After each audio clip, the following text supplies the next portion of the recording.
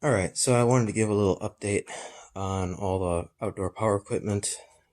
This is the John Deere 14SZ from I think 1995, and I just fixed the self-propel system on it. That wheel would lock up when you tried to turn, so I fixed that and it works perfectly now, but I have unfortunately decided to not use this thing for commercial service anymore because it just burns way too much oil.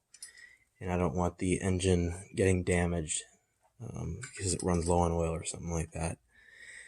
Then over here, this is the main mower I'm using right now. It's a Troy-built TB360 with the overhead valve Briggs & Stratton Professional Series engine. I just put a new air filter in this and changed the oil a day ago. This thing's working great. Sharpened the blade recently. And yeah, the reason it's my main mower right now is because my Toro Super Recycler is in the shop for warranty work.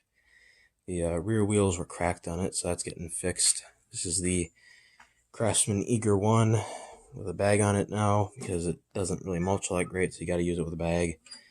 And it's running perfectly. It's got a Tecumseh flathead engine. And over here is a Honda HRN lawnmower with a bad oil seal on the top of the engine. So I've ordered the parts for this. I'm going to hopefully be getting them soon. I'll get this thing running and it should be a really nice lawnmower. Over there is a Toro CCR Powerlight snowblower. I was doing a little bit of work on that today. It's got a 2-cycle Tecumseh engine.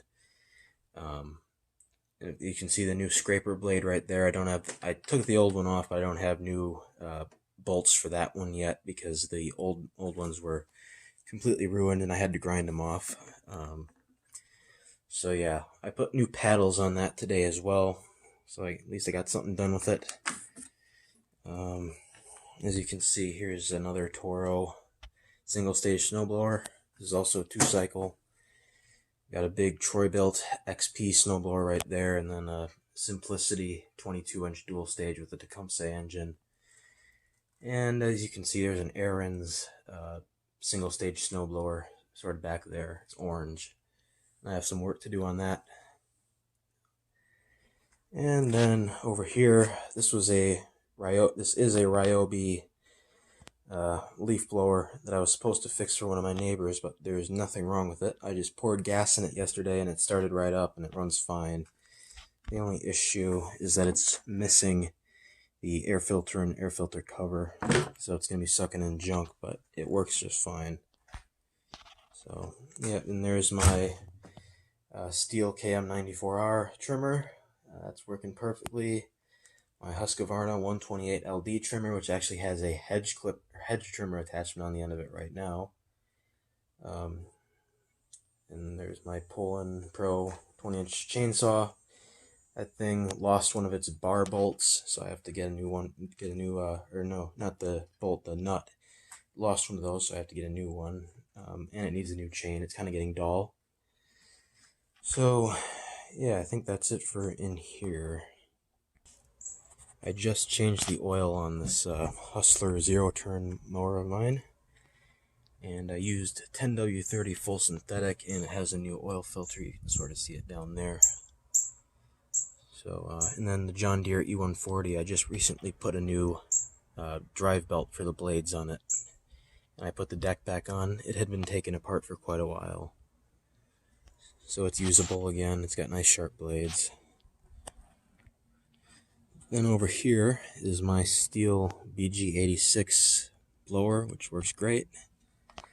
And then over here is this Echo PB251 that I've been trying to get started. I have replaced the carburetor, the spark plug, the air filter. I've taken this thing apart to make sure the flywheel key wasn't sheared, and it's not.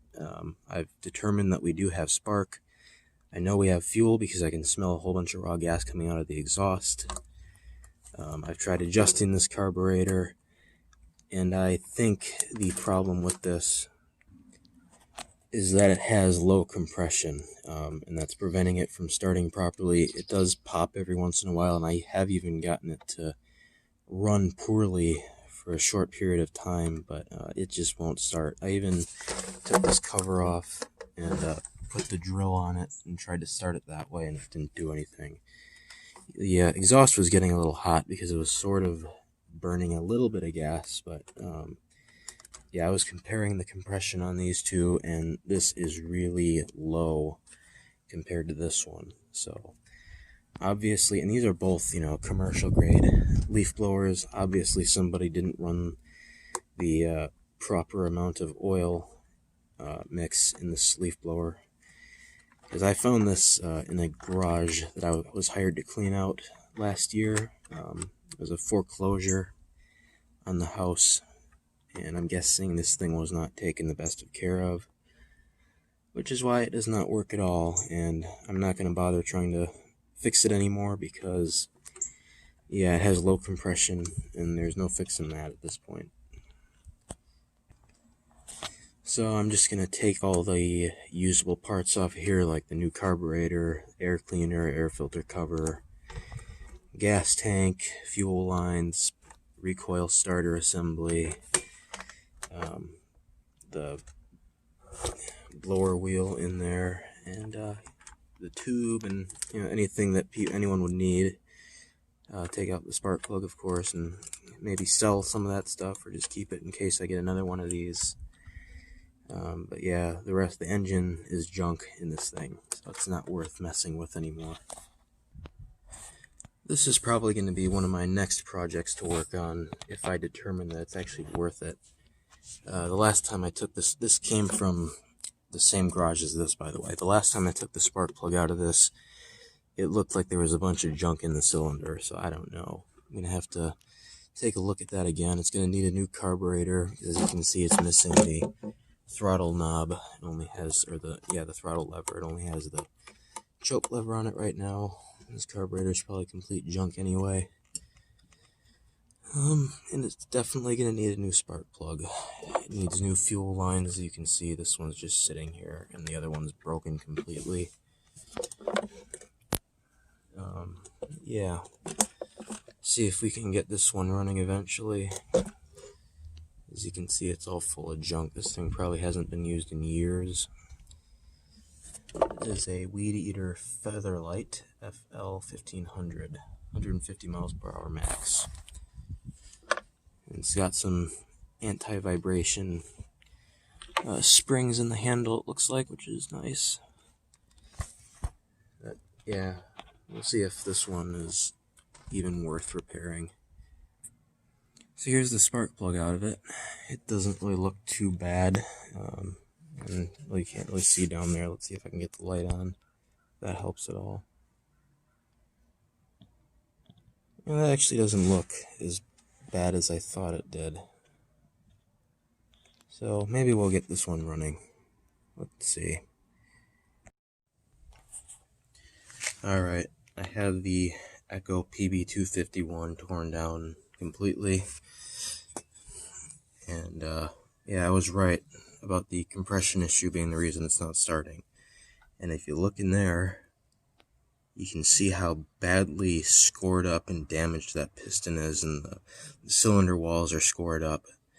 This thing is just in really bad shape. Someone either ran this with really lean oil mixture or just on straight gas, because yeah, this thing is in horrible shape. I knew, after I tested to make sure the ignition timing was correct, and made sure that we were getting fuel and air, that at that point it just had to be a compression issue, and I was right. So, yep, engine is junk, but I took all the parts off.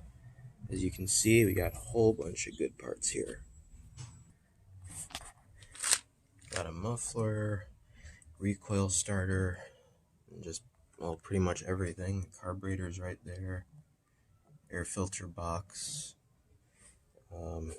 Got the flywheel with the key in it and the magnet for the ignition coil.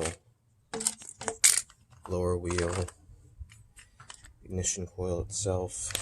And then the front flywheel that the starter engages on. So yeah, we got pretty much everything here.